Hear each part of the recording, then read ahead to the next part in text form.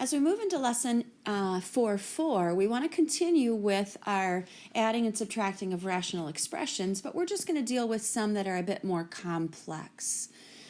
So in this example, we don't have a numerical denominator, but rather an algebraic expression for our denominators. And we're going to want to start in the very same way that we started when we were multiplying and dividing rational expressions. And that is, we want to factor our denominators. Well, our first denominator here, x to the fourth minus 1, that is a difference of squares. We know that it's going to factor down to two binomials, where to find the first term in each binomial, we just square root the x to the fourth. The square root of x to the fourth is x squared. And to find the last term in each binomial, we just square root the 1. And we know the square root of 1 is 1. And then remember, with difference of squares, there is no middle term. That means that when we combine the outside products and the inside product, those should cancel one another out. So here is why we need one of these binomials to have a plus and the other to have a minus. In our second fraction, we also have a difference of squares. So we square root the x squared. We square root the 1. No middle term, so one needs a plus and the other needs a minus. And then the last denominator is not factorable. No greatest common factor, no exponents higher than 1. We know it can't be factored. So now let's determine what our common, we are not done, because what we have right here is still a difference of squares. So this first fraction and its denominator can be factored a little bit further. We can't do anything more with the x squared plus 1, but x squared minus 1 is again a difference of squares, so it factors down to x plus 1, x minus 1. So now let's look at our denominators. Well, we need the common denominator to have each of the binomials that is present in any of those denominators. So what does that mean? Well, we've got an x squared plus 1. That's got to be a part of our common denominator. We've got an x plus 1. That's got to be a part of our common denominator. And we've got an x minus 1. That's got to be a part of our common denominator. So our first fraction already has the denominator that we need. So we need not multiply the top and bottom by anything there. We just have 2x squared.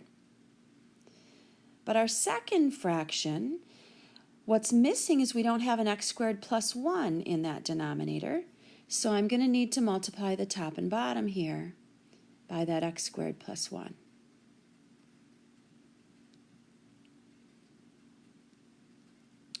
And so on top, we're going to have, when we distribute, we're going to have x times x squared is x cubed, and x times 1 is x. Our last fraction, it's missing quite a bit. It's missing an x plus 1, so we have to multiply top and bottom by it. Kind of squeezing it in here.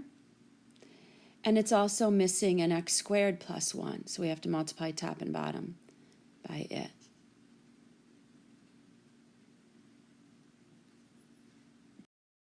So this numerator involves a little bit of foiling.